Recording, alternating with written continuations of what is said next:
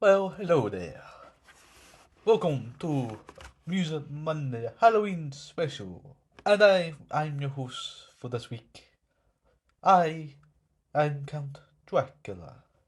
I apologize for your change of host, but Mr. Thompson is indisposed at the moment. And right now, he be screaming from a box under 6 feet from a coffin that I have placed. But tonight, I will be your host, and I'll be talking about Halloween chills and tunes that you should be listening to.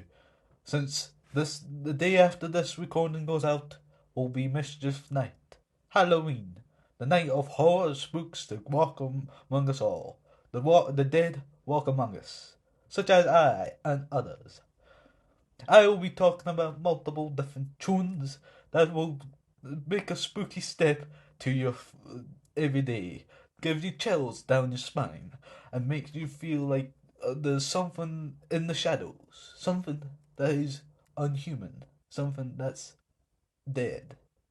Let's start off the program with our singles. These songs will bring a spooky step to your Halloween night and will make you scared out your mind.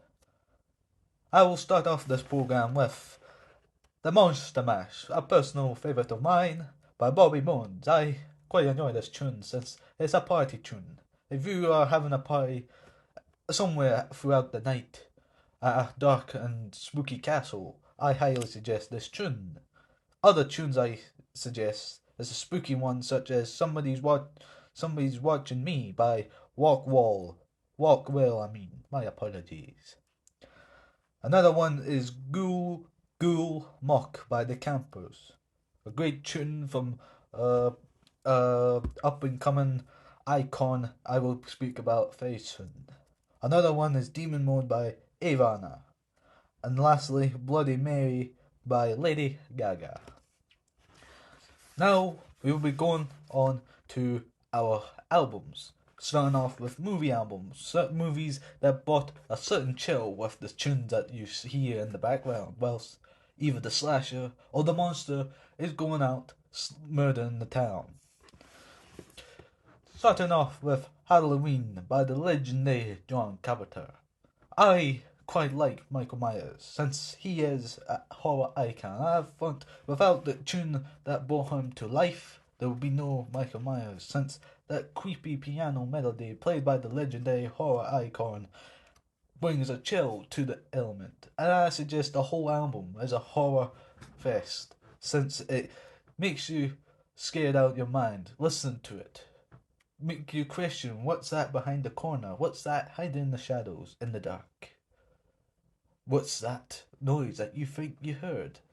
It makes you second guess yourself. It makes you think if the legend of Michael Myers were only fiction in movie form, or if it was true.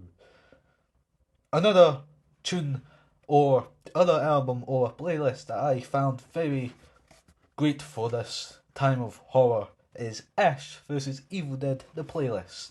I suggest to find an Ash vs. Evil Dead playlist from anywhere really, since all the tunes from the 70s and 60s and maybe the 80s brings a horror vibe to this iconic character.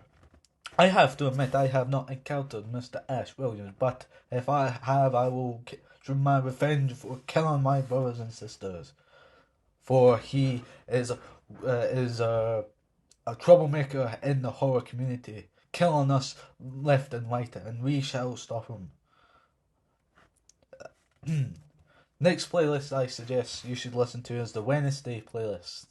Wednesday is a young and rightful girl and a young up and coming horror icon, I believe. And I think she'll do us well, us legends who are long forgotten in this generation, but we will return one way or another. And I think that Wednesday is doing a good job keeping us slashers and monsters alive with her dark and sinister theme and humor. And her playlist from the TV show Wednesday and also from her family tunes is a great selection for this spooky spooky time of the year. Another one is the Supernatural playlist, and I quite enjoyed this. Again, the tune from this show is spooky and scary, and will bring scariness to your will will bring a certain unique element to your walking around trick and treating at schools. I think this is a great playlist to listen to, going trick and treating and walking to house to scare the life out of the locals. Lastly, the last album from a movie that I think is quite great to listen to is the Ghostbusters 1984 album from multiple various artists such as Ray Parker and etc. This brings a comedy vibe to the horror community since it's funny and quite light-hearted, and I think in horror we always need to have a joke among ourselves, and even for the the Prince of Darkness, I quite found the film and the story that is told by these Ghostbusters quite amusing. Going on, we're now going to albums by certain artists that I believe have a certain horror element. Starting off by Mazikin's Rush. I think this album tells the tale of dark things about the human, about humans, and etc. And I quite find this album very enjoyable and listen to it, since it's very dark with the humour and the female explorers. And Holy F by Demi Lovato.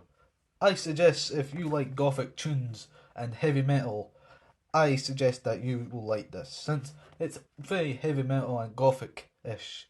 Personally, I do not like this. I prefer classics such as The Monster Mash by Bobby Bones, but if you like gothic and dark rock, heavy metal rock, I suggest Holy F by Demi Lovato.